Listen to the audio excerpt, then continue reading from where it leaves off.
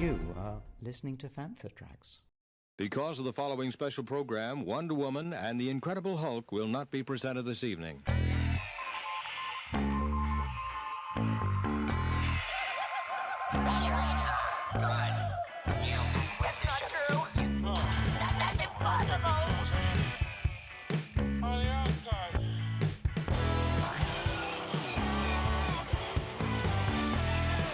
It's time to get all your Star Wars news in a single file. This is Making Tracks. Here are your hosts, Mark Newbold and Mark Mulcaster. That's not true.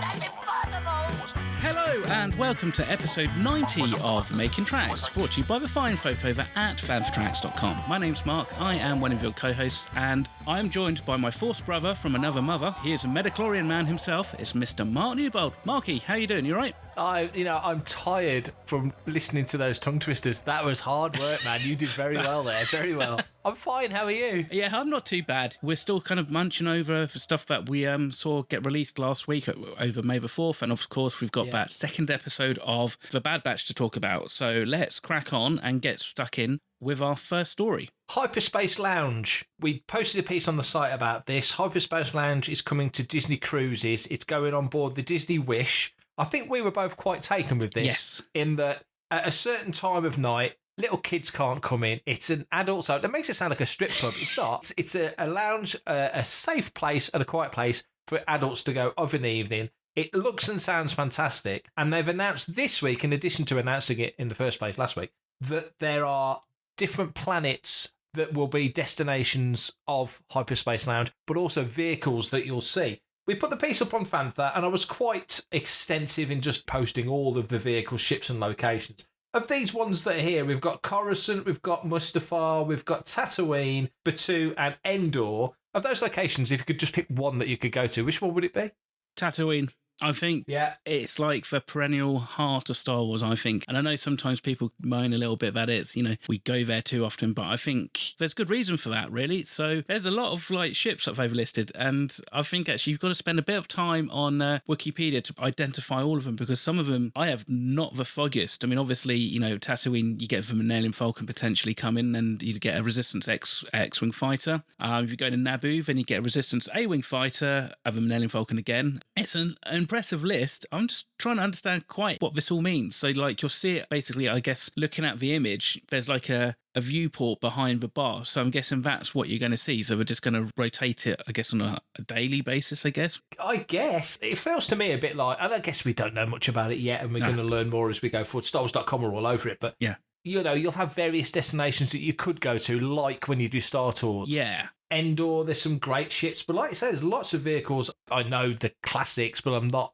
steeped in vehicle lore like some people on Twitter are, that really are into the ships. It looks fantastic. Endor looks amazing. Obviously, Batuu's going to be fascinating. There's going to be other vehicles. There's the Falcons there again. So there's certain ships of the Falcon or Tatooine, like you said. There's certain ships you're going to see multiple times. They've really gone Imperial heavy for Mustafar, but you can see the Razor Crest over Mustafar, so that's quite a cool little touch. Your Naboo fighter over Coruscant, Starspeeder 3000, Star Tours, that makes all the sense. I think this looks like a lot of fun. I'm really looking forward to seeing more about Hyperspace Lounge, and one day we might get on a Disney cruise, Mark. Yeah, we might get lucky. Yeah, I suppose really what this is doing, this is just giving people a little flavour of, I guess, what the actual Galactic Cruiser, the Halcyon experience is going to be like. I suppose this is, in some respects, it's a bit of a like an advertising campaign really for it, isn't it? I suppose it's like, if you're enjoying spending time at the Hyperspace Lounge, why didn't you book in for 2 nights at the Galactic Cruiser? But that's fine, because actually, if they're going to want to get people onto the Star Cruiser Hotel, then they're going to pull out all the stops of this. And so far, it looks like they are, because it's an impressive array of vehicles and planets to see. Hi, this is John Morton from The Empire Strikes Back. I'm Dak Rotha, or Bespin Boba, and you're listening to Fantha Tracks. Luna Cinemas put on events,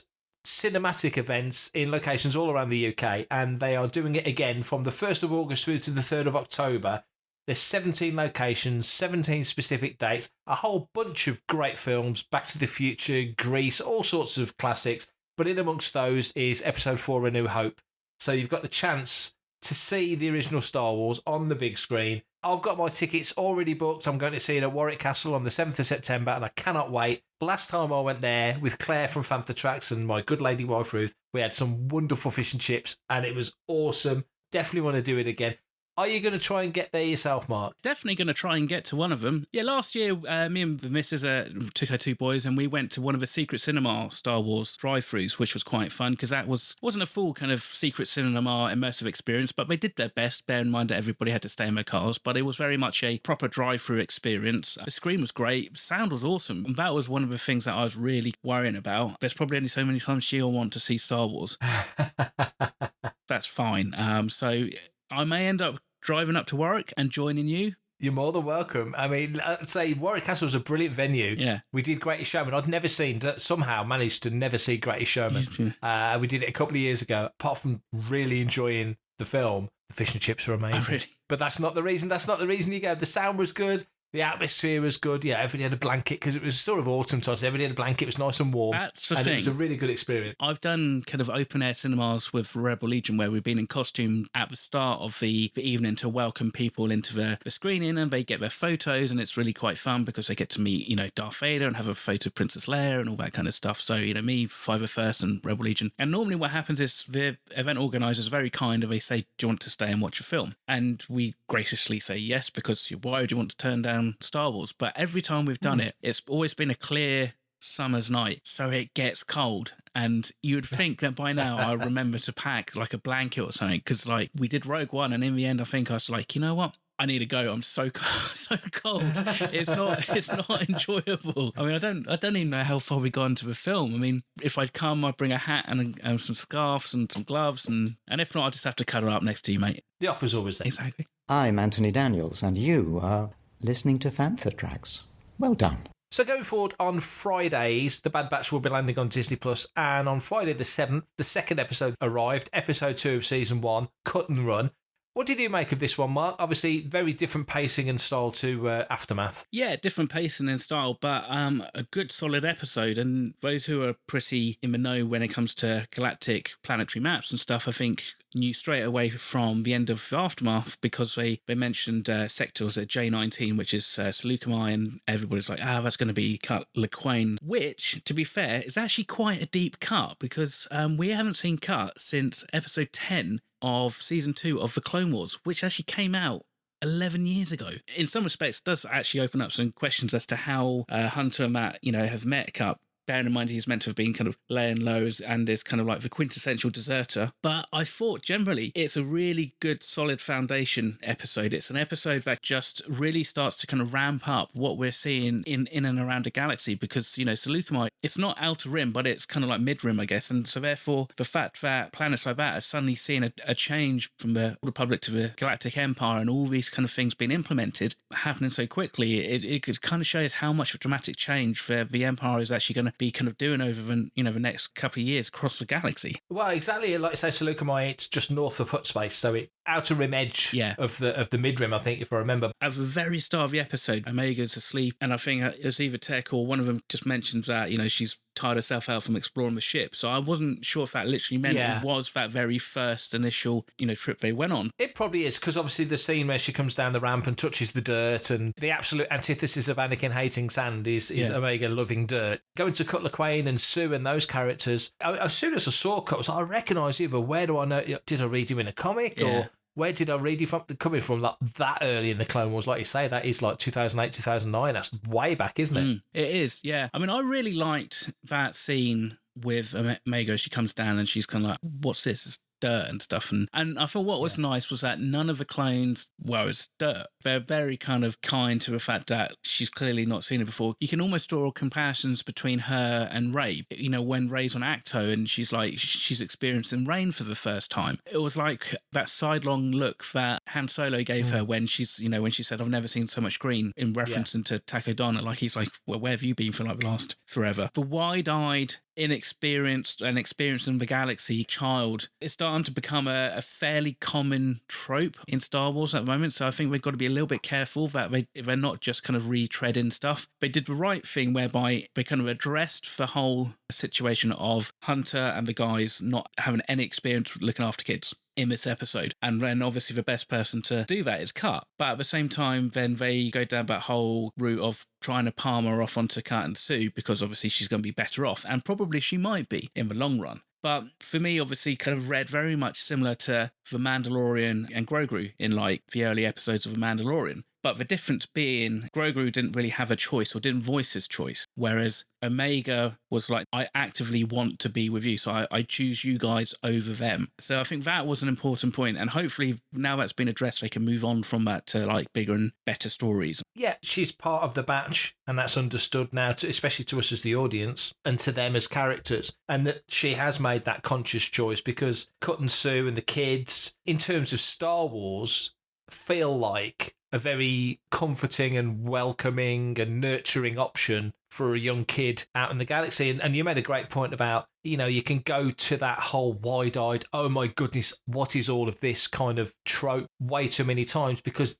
these characters are living in the Star Wars galaxy. They're not riding the Falcon at Galaxy's Edge. They're not kids seeing Star Wars for the first time. These are kids living Star Wars because that's where they live. So there's lots of things that you made a good point about the sequence with Omega coming down the ramp and experiencing all this stuff. And they just give her the time, because at that point of the story, there's no urgency. They're not running from anyone. They've kept their heads down. I love throughout the whole episode. We'll get to the end sequence in a minute, which I thought was brilliantly done. You look at the Bad Batch and they all look different. You're not going to mistake Wrecker for Echo sort of thing, but they are all essentially the same guy. Like any two people, if there was a duplicate of me who lived in the sun-drenched wastes of Australia and another version of me that lived in Alaska, and then me living in England, you stand the three of us together, we'll probably all be the same height, but we'll be different. Girths will be different. Suntan will be different. Hair, everything will be different. Yeah. But it's your environment has an effect on you. And you look at the Bad Batch, and they're all the same guy. It's all the same voice, but tweaked, because they've all had slightly different experiences and such.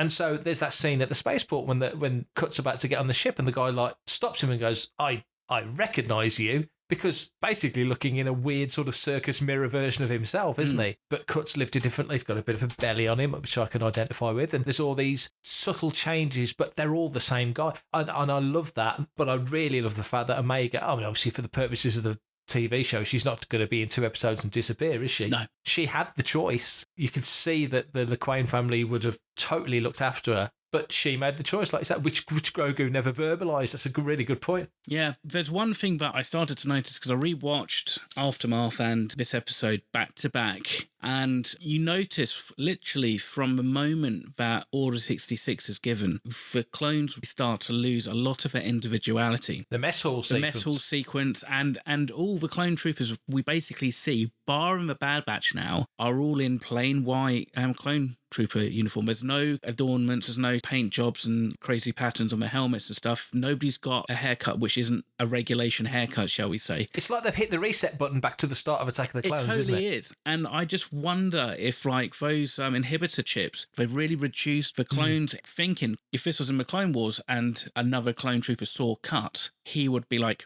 you're a clone. I don't know you, and I don't know why you're, who you are or what you're doing, but you're definitely a clone. Whereas that dude was, like you said, it was like, you kind of look familiar. I think that is really interesting, because suddenly we're starting to see that transition pretty rapidly from clone trooper to stormtrooper. It stood out to me, but not at the front of my head. But now you say it, it's like, yeah, absolutely. And that's why when they did the Star Wars comic, when they relaunched it in 2015, they had the whole Scar Squadron thing, which just irritated me, because I was like, they're clone troopers. They're not stormtroopers. They're clone troopers. It just didn't feel right. And you come now to seeing these guys, and like you say, these are the drones that Lucas always used to talk about when he spoke about stormtroopers back when Star Wars came out. Oh, they're the drones of the Empire, which was such a great descriptive way of putting it, because there's just millions of them and they're all the same. And now you've got these clones. I say I kind of cut across you a bit, but that mess hall scene was complete perfect illustration of what you just said. That whole room was just a buzz cut, white uniform, all spoke the same. And then Wrecker chucks the tray and it all kicks off in that first episode. And in this one, I loved it in the spaceport on Seleucamai, apart from the fact that It was beautifully rendered and just looked amazing, the spaceport. The Imperial message coming up, which was kind of a bit like Solo. The mention of the chain codes, which throws back to Mando. And I love that. Basically, they're kind of thickening out the explanation of what a chain code is, basically a passport, isn't it? Yeah, well, exactly. And also, in some respects, it was a bit vague in The Mandalorian. It was, in The Mandalorian, it was the right choice whereby it was kind of, we're not going to spend time explaining it. You're living in a universe and you should know what chain code is. I mean, it's really interesting. Basically kind of gone from a point whereby you've got clone troopers as trying to carve out their own individuality to basically now cataloguing and giving a number to everybody in the galaxy, which of course, once you've done that, that's how you control people. That's how you start to limit, freedom of movement, and you can start to kind of persecute, specific planets and species, and also then try and pin down the underworld as well. Didn't you think, though, that was a really great little exchange? It was Tech and Echo, I think, when Echo had said, you just think we were given TK numbers, essentially, and we spent all this time developing our own identity and giving ourselves names,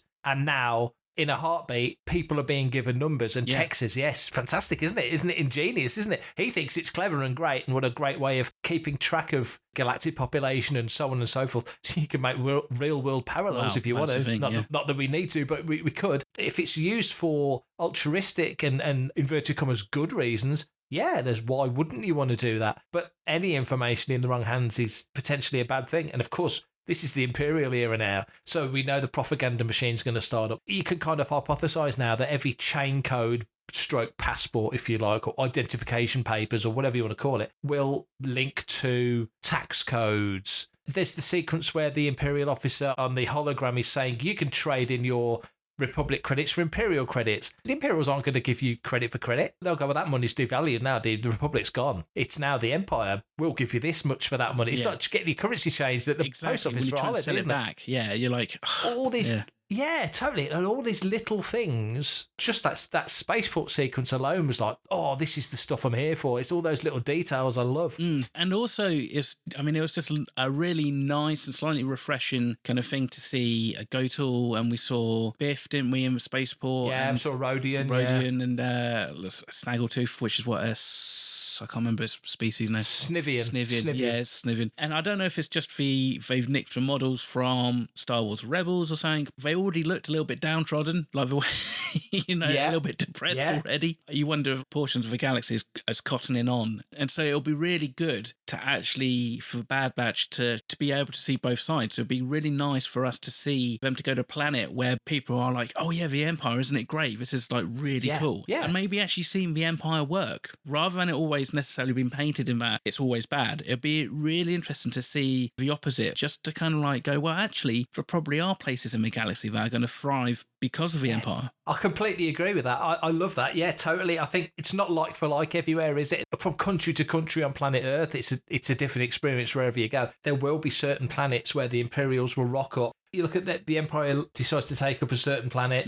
and the people there's nothing else going on. Maybe the underworld is the prevailing way of making a living, or people live off the land, or whatever, and you're victim to the elements then. So there's lots of different sort of variables, and then the Empire turns up and says, right, we're putting 3 Imperial installations on this planet, and we need workers to build this, and we need people to do that. And all of a sudden, people who've got nothing, they'll think it's Christmas every day, won't they? Yeah, exactly. They're doing less work for more money, and everything's better. And in the Star Wars world, the Star Wars galaxy, there's some planets that are dirt poor and are scrabbling to make an Jakku. You imagine if this happened on Jakku, and everybody on Jakku suddenly got there's work. We can work. We can afford to build a place, and we can afford to live, and we can save, and we can... Okay, you're starting from ground zero because they're basically living off scrap anyway, but I totally agree. I think to show that it's not all... I mean, the ultimate end is bad. It's the Emperor, for goodness sake. He has his own master plan, and we're all just tiny pawns within it. But there's going to be people within that system.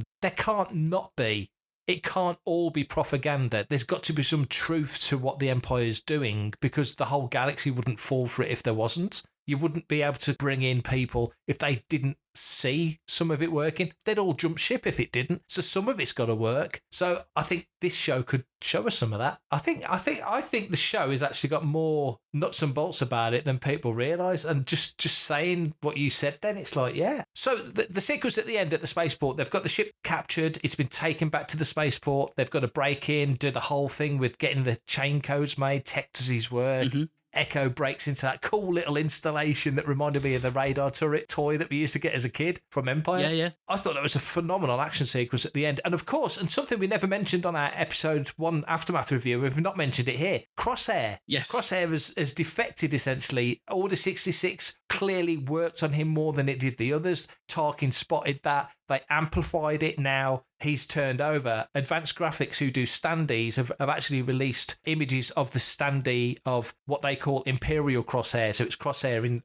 black. It's black, yeah. In Imperial outfit. So clearly, at least for a time, Crosshair is full on Imperial, and he's dangerous. And you've got this fantastic sequence at the end with the firefight, Wrecker pulling the clamps off the Havoc Marauder. What did you think of that final sequence? There was discussions and chat, and people had picked out the fact that through the trailer that there was something up with Crosshair. Obviously, very early on, we do see that, he starts to question Hunter letting Caleb Dune escape and that, and so I think it's interesting. It'll be interesting to see how that develops, if he's just going to be chasing them one step behind, or if they're just going to have he's just going to pop in and out and just kind of cause just a bit of havoc and stuff, and whether or not he actually comes back into a fold, because that will be an interesting thing, because it'll be interesting to see if back indoctrination can get broken.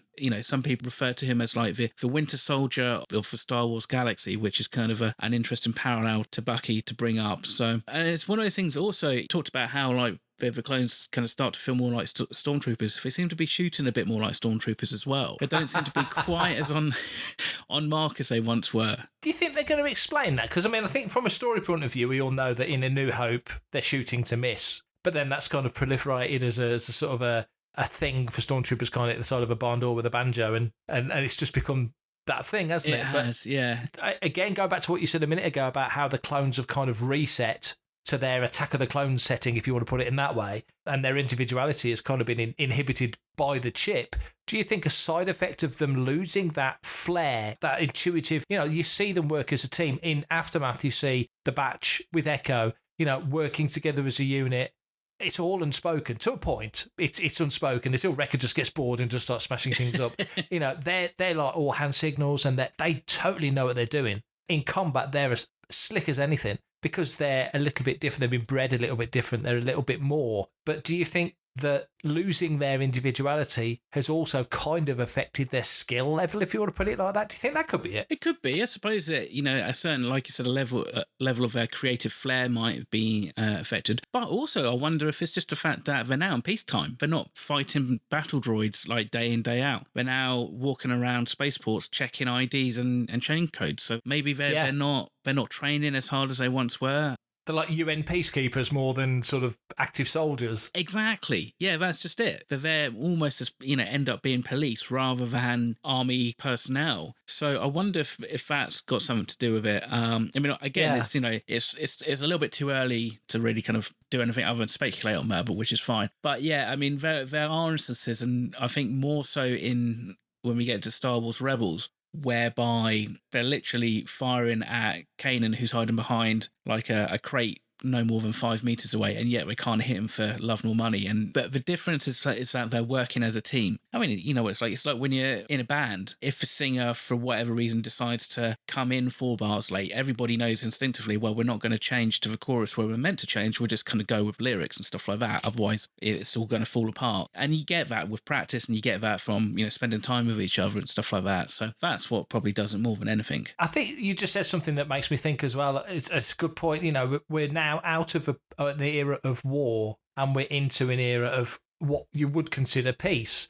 It's imperial peace, but there's no conflict. The Clone Wars are over, and okay, Saw Gerrera says we're about to enter the next war, the Galactic Civil War. And he basically gives a name to what the war will be called, which we know as the Galactic Civil War, which is still at this point 19 years away till Scarif really kicks it off, and then you've got the war going through Empire into Jedi, because the Empire's not at war now.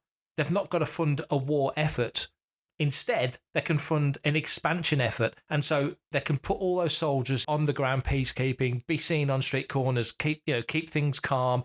If things kick off, you send a division in, but basically it's just keeping everything steady because the Emperor's then doing what he said. We will, we'll essentially will guarantee peace and security in our new galactic empire. There's the police on the streets to show you that we're going to keep peace and security. So that's got to be a cheaper option than building Death Stars, for example, which would cost ridiculous resources. So once they've got those boots on the ground, once they've got politicians in their pocket, once they've got garrisons set up, and governors, regional governors, moffs, and so on and so forth, and the taxation starts, which clearly it does. That's in the scroll up for Phantom Menace. Taxation's a thing. They're funding expansion. They're not funding war.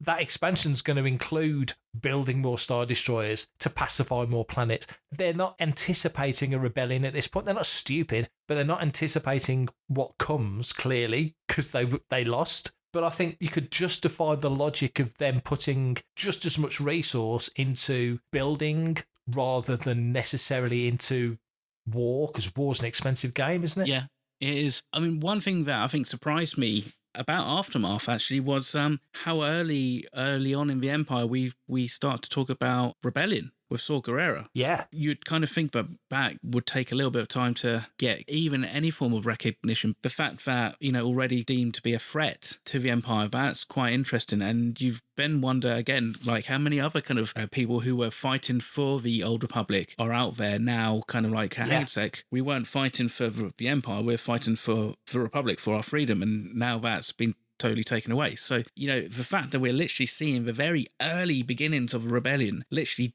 days after the formation of the Empire, I think it's fascinating. Yeah. I picked up on that as well. It reminded me a little bit of the cutscene in Revenge of the Sith. Yes. With Padme and Bail Organa and all the others sort of saying, they basically talk about starting a rebel alliance, don't they? And that was cut, which I always thought was a shame because I kind of like the logic of there being a rebel alliance before the Republic's even gone. Yeah. Yeah, I do as well. I think because you kind of think, well, actually, the kind of political side of things is the side that takes longer to build up. Whereas if you've got people who have already been trained by the Jedi, and already been armed by the Old Republic, they can move from one fight to another quite easily. But Bad Batch is going to give us a lot more to chew over than I think necessarily people maybe realise just looking at some of the episodes. It seems like actually we're in such a prime, fertile time in the Star Wars kind of like timeline. Put some of these things in place and actually kind of really get an idea of how the Empire is going to develop. Because again, I would love to see how suddenly they land on a planet and then they're not just maybe evading old clones, but they're now evading stormtroopers. So actually people who have been conscripted and who are actually now they're thinking that's, as a career rather than necessarily that's what they've been born into. And we could see that in Bad Batch, couldn't we? We could see that change from, because they're not referred to as stormtroopers yet. Like you say, they're still referred to as clone troopers. And there's no reason why, Bad Batch is on for, 4 seasons. There's no reason why 4 seasons needs to be 4 years. It's not like the CG characters are going to age in the computer. You could have the Bad Batch take place over a decade if you want. You could have the last episode of the Bad Batch go bumper to bumper with Kenobi. It makes no odds. So I think you will see that change where on the streets, you'll see some clone troopers and some stormtroopers, and then you'll see it'll fade out and become more stormtroopers or whatever, I mean, you basically saw an AT hauler in this episode, didn't you? When it was dragging, carrying the Havoc Marauder away. So, there's already things you see and that are like, that's recognisable. So it's going to be fascinating to watch. Can't wait. So one episode next week, but we'll be talking about episode 3 of the Bad Batch next week on Making Tracks. For everything in one location, daily news, reviews, interviews, podcasts, video, and social media feeds, bookmark FanthaTracks.com for Star Wars news 24/7, 365.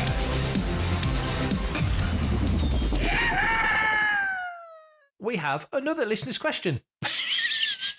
I can hear excitement, Mark. I can hear it. I can literally hear it. So it's from Andy Fernside. I shall read it out. Are you ready? You're sitting comfortably. I am. So, hi, Marks. Just listened to another awesome episode of Making Tracks and just wanted to follow on from Paul's listener's question in episode 88. When you spoke about the possibility of Obi-Wan taking Luke to Dagobah, you questioned how Uncle Owen would allow that. Think back to when we met Owen in Attack of the Clones and Revenge of the Sith. He seemed a chilled-out, friendly, nice guy. There was no animosity when Obi-Wan dropped Luke off. When we see him in A New Hope, he seems bitter, especially when it comes to old Ben. Something happens between Revenge of the Sith and A New Hope to make Uncle Owen despise Obi-Wan. Could it be that he took Luke without his knowledge and put him in danger? Either way, something happened to make Owen want Ben to keep his distance. Just a thought. May the force be with you. Regards, Andy Fernside. So thanks for that, Andrew. That's a really good question, picking up on Paul's question from a couple of episodes ago. So what do you think? We kind of went into this, that something clearly happened. It's not just, I mean, maybe Owen just got old and he became a grouchy old fart, because it happens. But, you know, or something specific. And like, I think when we went into the question that Paul sent, one of the things you said was, you know, maybe they did take Luke to Dagobah. Maybe that's why he remembers the swamp. And, you know, there's got to be some tangible reason other than just a contrivance. It feels like it was a thing. Going to Andy's question here, do you think that could have been it? Do you think the reason that Owen is so protective because Luke was taken without his knowledge? Or do you think it could be something else? And I'll just say, going back to Revenge of the Sith, we just spoke about the cutscene with Bail and Padme talking about the formation of the Rebel Alliance. One of the other cutscenes was an extended sequence with Obi-Wan and Padme. And one of the things in Revenge of the Sith that was kind of not really fleshed out, but only hinted at, was almost a love triangle between Obi-Wan, Anakin, and Padme. And they were kind of almost hinting and teasing that there was something else going on, which was why Anakin read all those things into, you know, you've been plotting behind my back, there's something else going on. His paranoia, that maybe there was more to that paranoia than just him being paranoid. Maybe Obi-Wan and Beru have a moment. Who knows? We'll find out. It's got to be some kitchen sink drama. What do you think? I just wonder if maybe he wanted to be closer to Luke and maybe kind of be slightly more active in his development and his, you know, as he's growing up. And actually Owen was like, no, because we know what happened to his dad. We just don't want him to be involved in any form of crazy Jedi wizard nonsense. I mean, it comes down to maybe what they told Luke about Anakin, but you know, he was just a pilot on a freighter, and that was it, you know, and he's dead, and they're clearly looking out for Luke. And I wonder if it's just the fact that they can't have kids, or they don't have kids for whatever reason. Luke's the closest thing they've got to his son, so they're protecting him. And Obi-Wan is this unknown quantity and this element that could potentially lead Luke astray. And so Obi's come to Owen at one point or another and said, I want to train Luke. And Owen's kind of had nothing to do with it. And it's like, no, I want you to bugger off and don't come back or whatever. I mean, also, when Luke, you know, Leia's taken to beautiful Alderaan, raised in opulence and wealth with every opportunity. Luke's sent to the Dust Bowl, you know, arsehole end of the galaxy on Tatooine, basically, and handed to Owen and Beru. Before Obi-Wan arrives at the homestead, you know, he didn't just turn up on that Ethiopian and just silently hand them a baby and then twirl his moustache like he does and ride off again. Yeah. There was a conversation. So it makes me wonder, what was the precursor to that meeting when they hand Luke over? What was he saying? Look, Anakin has died a hero in the Clone Wars, and he had a son, and this is his son. He's an orphan, and you are literally the closest he's got to any family, because they are. Yeah. You know, and we want to entrust his safety to you. Will you raise this boy? I wonder how much they knew about his potential with the Force. I wonder if that was something they were aware of. They clearly weren't aware of all the danger, and it's probably better that they weren't. But they must have known that there was some danger. Or did they? Because if they did, they wouldn't have called him Skywalker, would they? So maybe they were kind of in blissful ignorance out there in the back end of Beyond. Yeah. Obi-Wan has underplayed what he's told them, as you said, just so that he can pass on the burden to them. And then again, like something's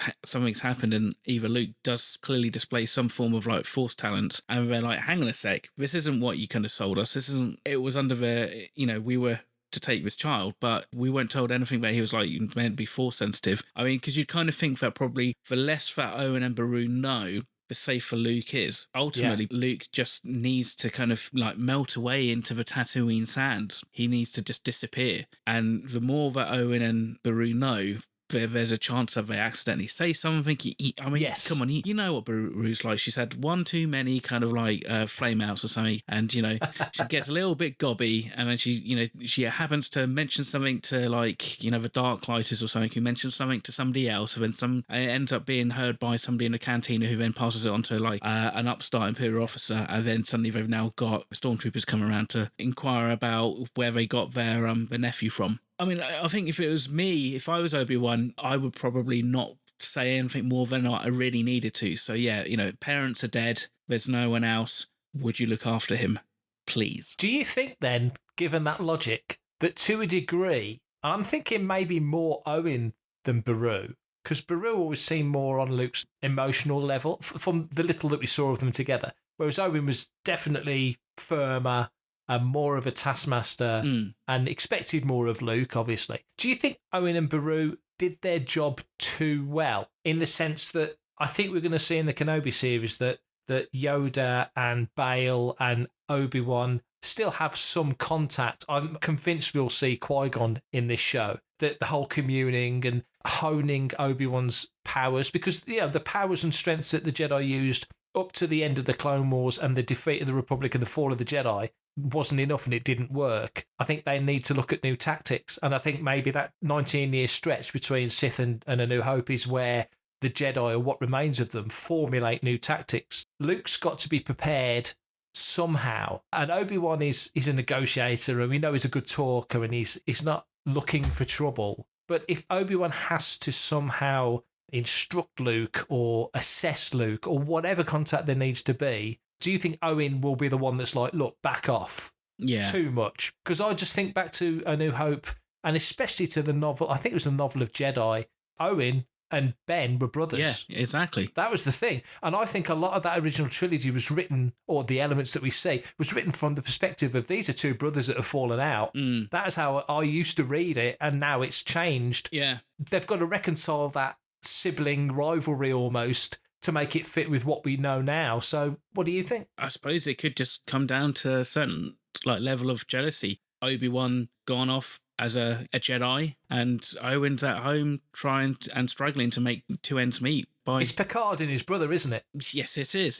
That is exactly it. It's exactly that. Where Picard's out on his Enterprise and his brother's at home doing the family thing in the vineyard. Not exactly the same as moisture farming, but it's probably not too far. There's liquids involved. There's liquids involved. Well, and sand. Yeah. So that whole Uncle Owen, Aunt Beru thing, I think, also reflects a lot on Lucas's own development. His dad owned a stationery shop and wanted him to take over the stationery shop and, to work Monday to Friday, 9 to 5 or, whatever, and put the hours in and just be successful that way. In The New Hope, we see that Luke is still very much the dreamer. He wants to escape Tatooine. He wants to go and explore the galaxy. So there's probably a certain amount of Owen just being a bit kind of fed up that he's got to kind of keep on having to kind of cajole this kid into doing like the work and stuff like that, and not just kind of hanging around with his mace on Anchorhead. And then you've got somebody who's coming in potentially like Obi-Wan, who is offering Luke an opportunity to then get out of the planet. Then he's like, well, hang on a sec. I've basically invested